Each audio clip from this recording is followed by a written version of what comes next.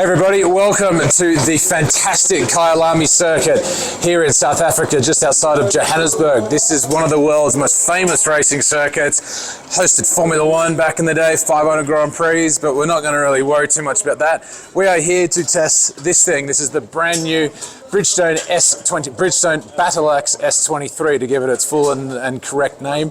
Now, this is not a replacement to the S22 that we tested back in 2019 at Jerez. You can check the link up there. We did a full breakdown on that tyre.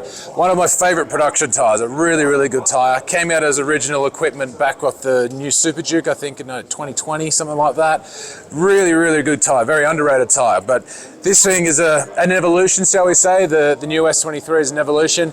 They've gone for a little bit more edge grip, better braking performance, better acceleration, which is pretty obvious to say when you're talking about a tyre. It's all stuff that you want. But the S23 is not a racing tyre. This is the thing you got to keep in mind. It's a hypersport tyre for sports bikes. It is not a racing tyre, but it's one of those tyres that you're going to be able to take out to your track day and go and have a bit of fun while still be able to take to the shops and go and buy your milk on the weekend. So anyway, stay tuned. We are going to go and have a chat with a couple of the people who had some big roles in the development of the S23, and then a little bit later get stuck into it around this fantastic racing circuit. So let's get after it. Hypersport tyres are getting very, very good these days, and thus it's getting harder and harder to stand out from the crowd. The Bridgestone Battlax S23 comes to deal the flaws in a very busy time in the market, with Dunlop's Q5, the Pirelli Diablo Rosso IV, Michelin Power 5 and Continental's ContiSportAttack 2 all offering exceptional performance at competitive prices. Improving on the S22 wasn't going to be easy, as the S22 was such a great product. In S23, guys, Bridgestone is claiming a 5% higher cornering speed, a 1% faster dry lap time, a 3% shorter wet braking distance, and a 4% faster wet lap time. Now, look, this is a street tyre, so whether those things mean anything to you or not, that's up to you. However, the wet braking distance reduction should be of note. But to break down the technical bits, we caught up with Bridgestone's on-road product manager, Dominic Plum. With me is Dominic Plum. He is the product manager for the S23 line. In fact, he's a product manager for all Bridgestone production tyres that you guys are buying for your motorcycles. Thank you very much for joining me at the moment. Can you guide us through what's different with the S23, the lessons that you learned from S22 in applying it into this tyre? What's special about this tyre now? S23 are our brand new hypersport tires. Of course, S22 was really a good product, so we could not really start from a blank page to designing the S23. So we started from the S22. We kept the form, we kept the shape of the S22 and the construction, and we made some little tune on the tires to make it even better.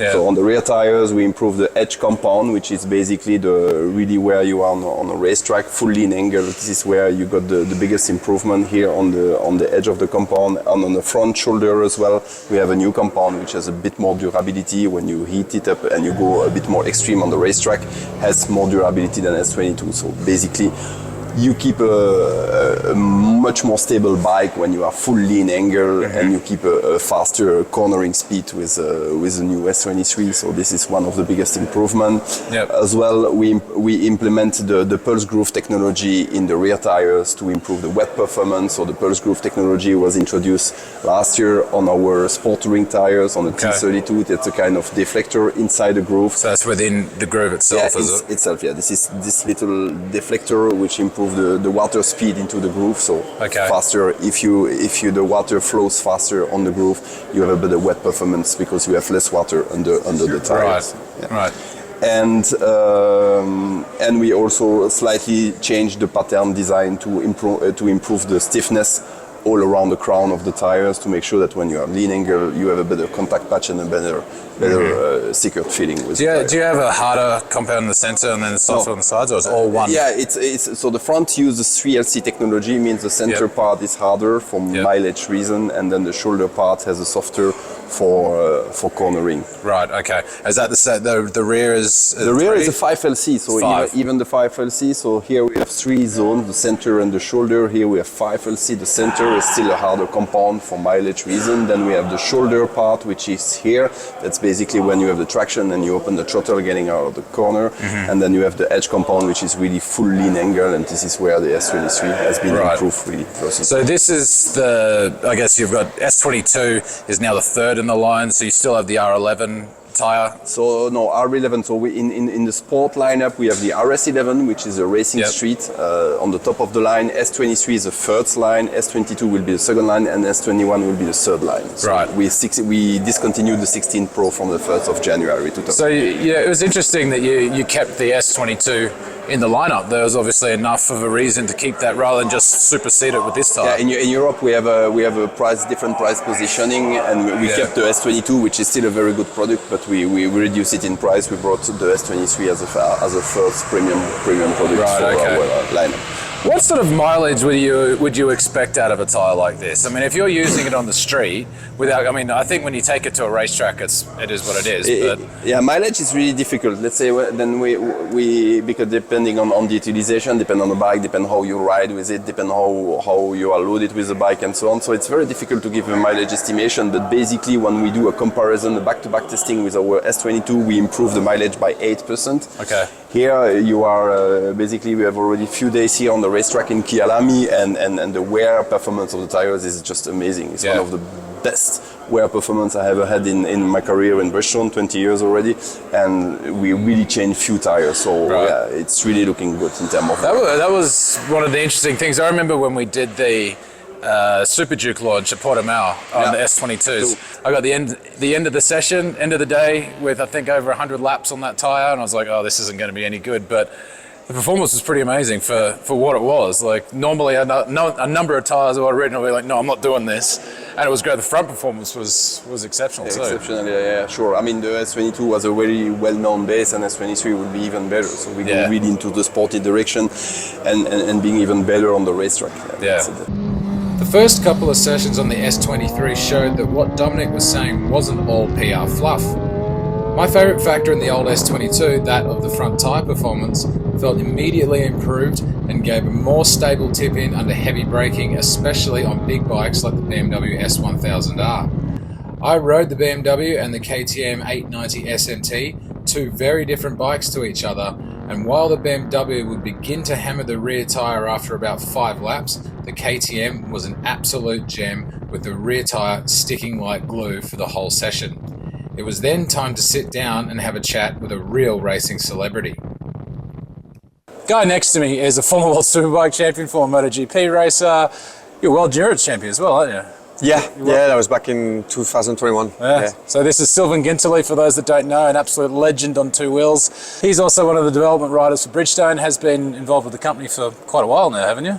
Yeah, so we run the Bridgestones in World Endurance with Suzuki, so 21, 22, 23, so 3 years in a row, yeah. Right. So what I wanted to ask Sylvain to explain to you guys is what he thinks and how he goes about developing tyres. So, I mean, obviously, I'm more heavily involved with the developing the tires for racing. Yeah. And in World Endurance, it's the only World Championship where we get what we call the tire war.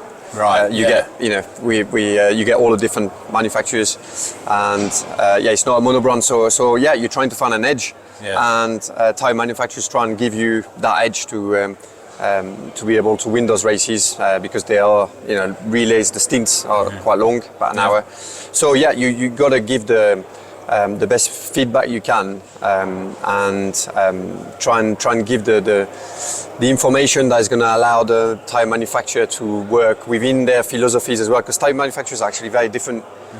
They produce different products, and even though you get a similar feel when you ride on the roads or when you or a similar grip, they all achieve it in a different way. So you have to try and understand how each tire manufacturer is working as well to try and help them moving forward. Do you get the chance to ride other people's tyres during the development phases? Well, I mean, over the years I've done a lot of work for all the main different tire manufacturers, and still now actually some stuff that I can't really talk about.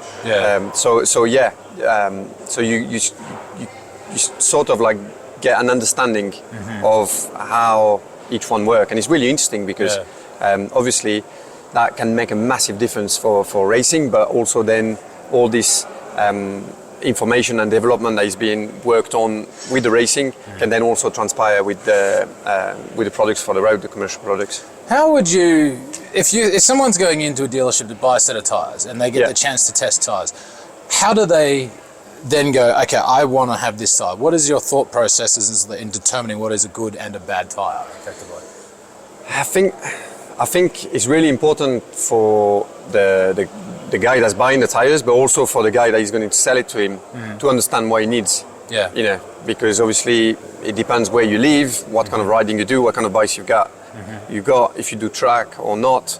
And so the main thing for me is for if I was going to buy some tires, I want to buy some tires that are going to fit my need. Yeah. And that can be very different from the customers. So I think that's really important. Try and pick the tire that is going to suit you. You know, you don't want to pick the track tire because you think it's got more grip. Yeah. If you live somewhere where half the time it's raining. Yeah. You know? Yeah. So you gotta try and find the product that is gonna suit what you're doing. Yeah, it's funny too. It's almost that theory of like, go buy a super bike for the road, put racing tires on it for the street, and it's like, and then basically you're going to crash, or you're gonna have a bad feeling, and you're gonna get overtaken by kids on 300 cc bikes because they've got the right tires. That's right. Yeah, it's that sometimes that theory of like less is more, I guess, in a way. Yeah. Well, just picking the right product for you. Yeah.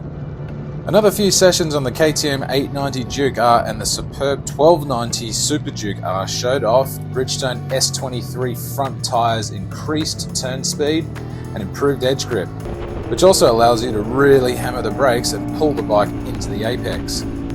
Again, smaller bikes like the 890 didn't stress the tyres anywhere near what the Super Duke did, but even with the drop-off in performance, the S23's behaviour was entirely predictable and gave no scary moments at the handlebars. By the end of the day, each bike had done well over 140 laps of Kyalami, and you could have easily ridden the bikes home afterwards. What we didn't get to do was any wet weather testing, which is a shame considering Bridgestone's claims about the S23's increased wet performance. But regardless of that, the S23 is an exceptionally good sports tyre and has lifted Bridgestone right back to the pointy end of the hypersport market.